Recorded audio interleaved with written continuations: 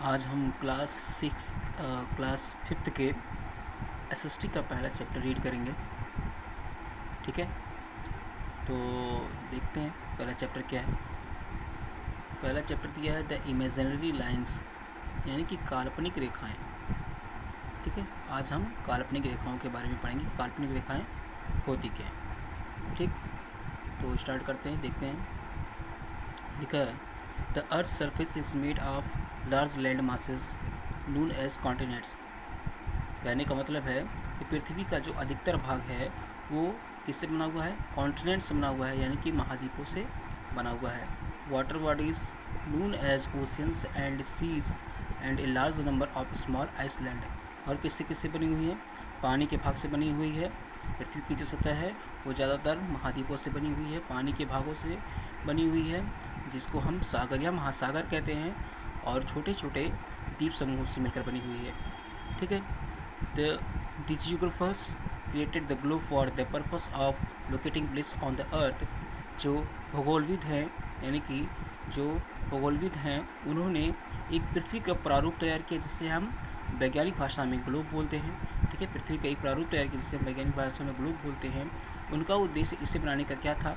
वैज्ञानिकों का उद्देश्य इसे बनाने का ये था कि हम पृथ्वी का एक प्रारूप बना करके पृथ्वी के जो भिन्न भिन्न जगह हैं उस पर हम दिखा सकें, ताकि हम आसानी से उसके बारे में जान सकें। ठीक है, अगला है some imaginary lines are drawn horizontally and vertically on the globe. कह रहा है कि ग्लोब को बनाने में कुछ लाइनें व क्षैतिज और कुछ ऊर्ध्वाधर लाइनों का प्रयोग किया गया है। ठीक है, the vertical lines are called longitudes. जो लंबवत रेखाएं होती हैं उन्हें लॉन्गिट्यूड्स यानी कि देशांतर बोलते हैं। And the horizontal lines are called latitudes. और जो क्षैतिज रेखाएं होती हैं उन्हें देशांतर रेखाएं बोलते हैं। ठीक है, देशांतर रेखाएं बोलते हैं, और लैटिट्यूड मतलब अक्षांश रेखाएं बोलते हैं।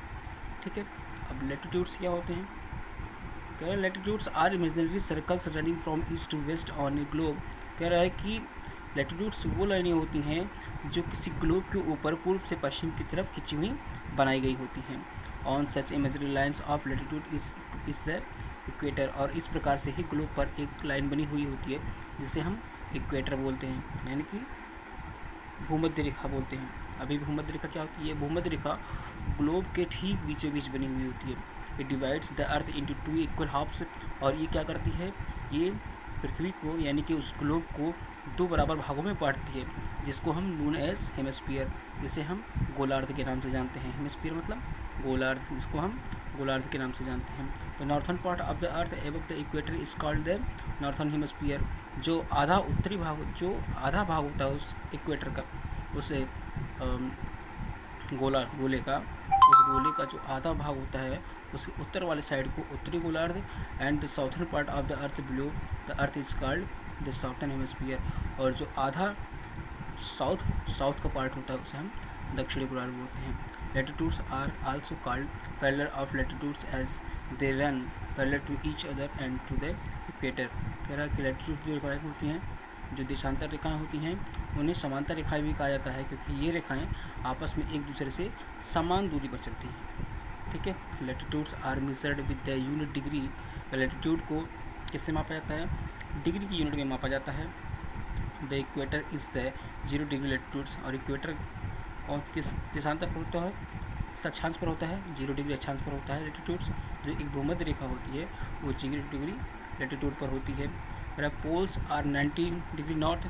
और जो ध्रुव होते हैं वो 90 डिग्री उत्तर में होते हैं, and 90 degree south of equator of the equator. और 90 डिग्री दक्षिण की तरफ होते हैं, किससे? भूमध्य रेखा से। The parallels in the northern hemisphere are labelled 10 degree north, 20 degree north and so on.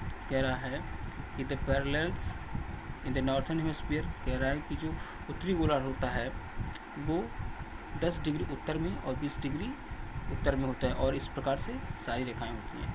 On the other hand the parallels in the southern hemisphere. और इसी प्रकार से जो दक्षिणी गोलार्ध है उसमें 10 डिग्री साउथ, 20 डिग्री साउथ और इस प्रकार से होती हैं। They are 181 latitudes in all.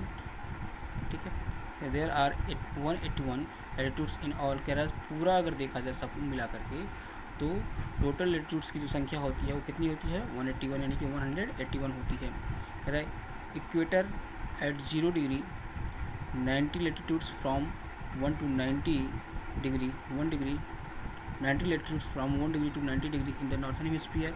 और उसमें जो 19 लेटीट्यूड्स टोटल 181 होते हैं, 90 लेटीट्यूड्स जो होते हैं वो 1 डिग्री से 90 डिग्री के बीच उत्तरी गोलार्ध में होते हैं, और जो बाकी 90 लेटीट्यूड्स होते हैं वो 1 डिग्री से लेकर 90 डिग्री के बीच में दक्षिण गोलार्ध में होते हैं। ठीक है, इन द साउथर्न हेमिस्फीयर। ठीक है, फिर अगला है क्या है इम्पोर्टेंट। आप इतना पैराग्राफ आप लोग एक्सरसाइज पढ़िए, समझिए, उसके बाद बाकी का जो है उसको हम अगली क्लास में देखेंगे। ठीक है, थैंक यू।